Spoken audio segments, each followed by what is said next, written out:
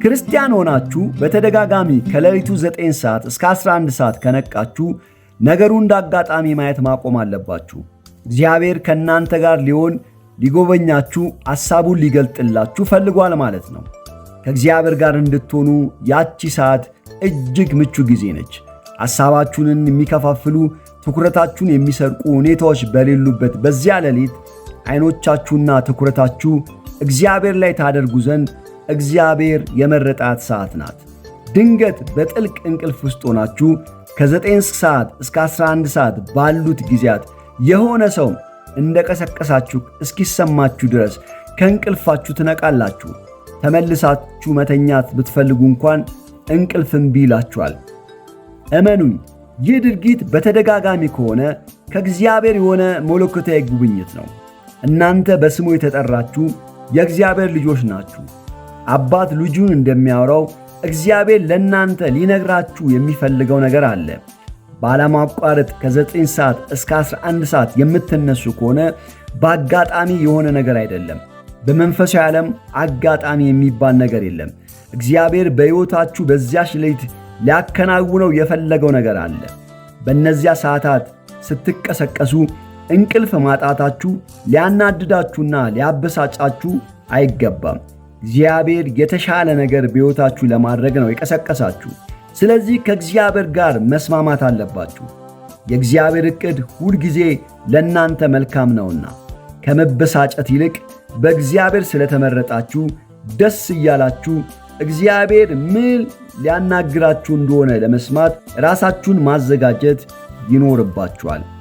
በመጽሐፍ ቅዱስ አስተምሮ የምሽቱ ሰዓታት 4 ቦታ ይከፈላሉ። ከምሽቱ 12 ሰዓት እስከ 3 ሰዓት የመጀመሪያው ክፍለ ጊዜ ነው። ከ3 ሰዓት እስከ 6 ሰዓት ሁለተኛው ክፍለ ጊዜ ነው። ከ6 እስከ 9 ሦስተኛው ሲሆን በመንፈሳዊ ዓለም ወሳኙ ሰዓት ከ9 እስከ 11 ሰዓት ያለው ክፍለ ጊዜ ነው። አራተኛው ክፍለ ጊዜ በመጽሐፍ ቅዱስ በብዙ ተጠቅሶ እናገኛለን። አንድ ጊዜ ኢየሱስ ይከተሉት የነበሩትን ሕዝብ አሰናብቶ ብቻውን ሊጸልይ ወደ ተራራ ወጣ። ጸሎትንም ጨርሶ ደቀ መዛሙርቱ ወደ አሉበት ታንኳ መጣ። ማቴዎስ ምዕራፍ 14 ከ24 እስከ 25 ሁኔታውን እንዲህ በማለት ዘግቦታል። ታንኳይቱም በባሕሩ መካከል ሳለች ንፋስ ከወደፊት ነበርና በማዕበል ትጨነቅ ነበር። ከሌሊቱም በአራተኛው ክፍል ኢየሱስ በባሕር ላይ እየሄደ ወደ እነርሱ መጣ ይላል። በመንፈሳዊ ዓለም አራተኛው ክፍለ ጊዜ መለኮታዊ ጉብኝት ወደ እናንተ የሚመጣበት የጠለቀ ኅብረት ከእግዚአብሔር ጋር የምታደርጉበት ነው። የእግዚአብሔርን ድምፅ ለመስማት ምቹ ጊዜ ነው። በእነዚህ ሰዓታት እግዚአብሔር ከእንቅልፍ እያነቃችሁ ከሆነ ምላሽ ለመስጠት ጊዜው አሁን ነው። ድጋሚ ለመተኛት ከራሳችሁ ጋር አትታገሉ። እግዚአብሔር ለጥልቅ ነገር እየገፋፋችሁ ሊሆን ይችላልና በእነዚህ ሰዓታት ሕይወታችሁን የሚቀይር ነገር ከእግዚአብሔር የምትቀበሉበት መንፈሳዊ ልምምድ የምታደርጉበት እግዚአብሔር በእናንተ ያየውን ዓላማ የምትሰሙበት ከምትጠብቁት በላይ መንፈሳዊ መነቃቃት ውስጥ የምትገቡበት ሊሆን ይችላል። እግዚአብሔር በእነዚህ ሰዓታት ሲቀሰቅሳችሁ ወርቃማ ዕድል ነውና ዕድላችሁን አታባክኑ። ዘፍጥረት ምዕራፍ 32 ቁጥር 26 ያዕቆብ ሚስቶቹንና ልጆቹን ከብቶቹን ያቦቅን ወንዝ አሻግሮ በዚያች ምሽት ብቻውን ቀረ። በሰው መልክ ከተገለጠለት ከእግዚአብሔር ጋር እስከ ንጋት ድረስ ይታገል ነበር። እግዚአብሔርም እንደዚህ አለው፣ ሊነጋ አቅላልጧልና ልቀቀኝ አለው። ያዕቆብም ካልባረከኝ አልለቅህም አለው። እግዚአብሔርም ባረከው። በያዕቆብ የሆነው ጉብኝት እስከ መጨረሻ ሕይወቱን ቀይረው። ከሌሊቱ 9 ሰዓት እስከ 11 ሰዓት ለእናንተ ጠቃሚ ጊዜ ነው። መለኮታዊ ጥበብ የምትቀበሉበት፣ እግዚአብሔር በሕይወታችሁ ለመሥራት ያሰበውን እንዲሠራ የምትተባበሩበት ነው። በድንገት በተደጋጋሚ ከእንቅልፋችሁ ስትነቁ ወዲያውኑ ምላሻችሁ ምንድን ነው? ብዙ ሰዎች በቀላሉ ሰዓቱን አየት ያደርጉና መልሰው ለመተኛት ይሞክራሉ።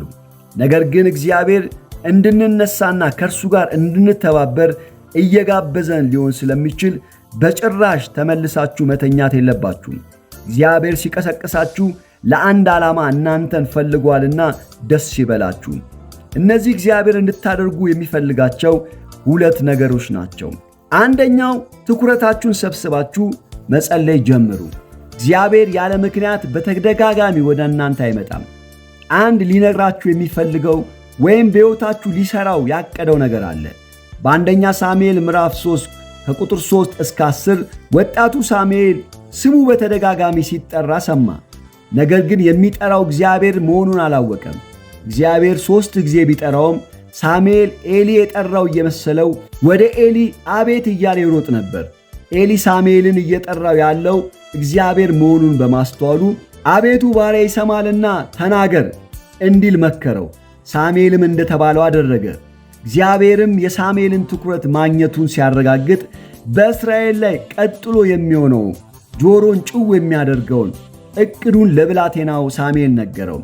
በተመሳሳይ እግዚአብሔር ወደ ያዕቆብ ሲመጣ እስራኤል እንደ ሕዝብ እስራኤል የሆነችበትን ታላቅ ጉዳይ ይዞ ነበር። ዛሬም እናንተ እግዚአብሔር በእነዚህ ሰዓታት ሲቀሰቅሳችሁ ትኩረት እንድትሰጡትና ዝግጁ እንድትሆኑ ይፈልጋል። ምክንያቱም እግዚአብሔር በዚያ ሌሊት ወደ እናንተ ይዞት የሚመጣው ተራ ነገር አይደለም። እንደ ብላቴናው ሳሙኤል ባሪያዬ ይሰማል ተናገረኝ ብላችሁ መጸለይ ጀምሩ። ይህ ጊዜ የምንጸልይበት ጊዜ እንጂ በዘፈቃድ የምናባክነው ጊዜ አይደለም።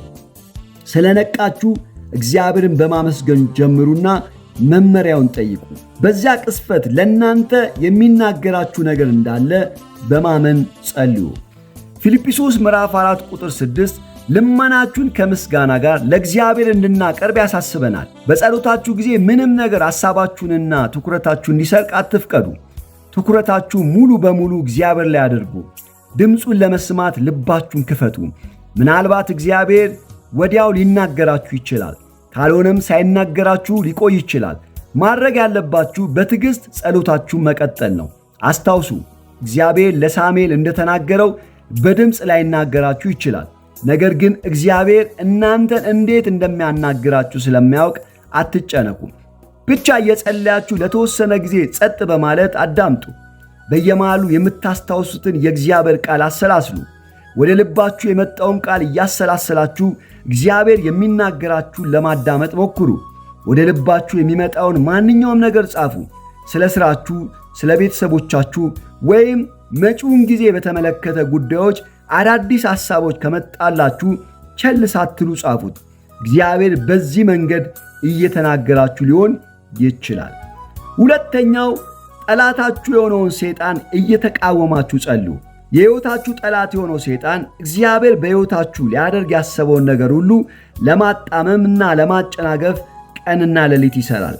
እግዚአብሔር እናንተን ለመጎብኘት እነዚህን አራተኛው የሌሊት ሰዓት እንደሚጠቀም ሰይጣንም ከጭፍሮቹ ጋር በመሆን እግዚአብሔር የሠራውን ነገር ለማጥፋት አጥብቆ ይሠራል። ማስተዋልና ማወቅ ያለባችሁ እነዚህ ሰዓታት አጋንንት በጣም የሚሰሩባቸው ሰዓታት ናቸው። ሕይወታችሁ በአስቸጋሪና ተግዳሮት በተሞላ ሁኔታ እየቀጠለ ከሆነ አጋንንቶች በእነዚህ ሰዓታት ከዘሯቸው የክፋት ዘሮች የሚመነጩ ናቸው።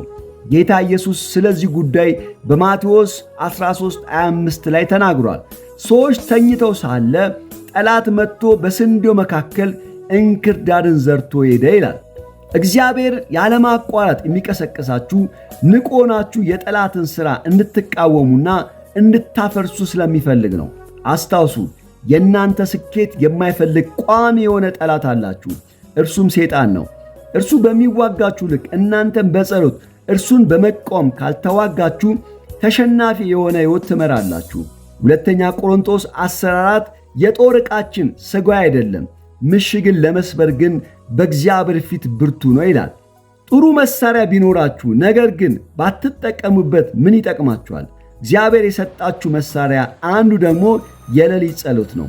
እነዚህ ሰዓታት የጠላቶቻችሁን ሥራ ለማፍረስ ከእግዚአብሔር ዘንድ ለእናንተ የተሰጡ ልዩ ሰዓታት ናቸው። ስለዚህ በአግባብ ተጠቀሙበት። ጸሎታችሁን ከመጨረሳችሁ በፊት እግዚአብሔር ከእንቅልፍ ስላነቃችሁ አመስግኑት። አመሰግናለሁ። ሰብስክራይብ፣ ሼር፣ ላይክ በማድረግ ቤተሰብ ይሁኑ።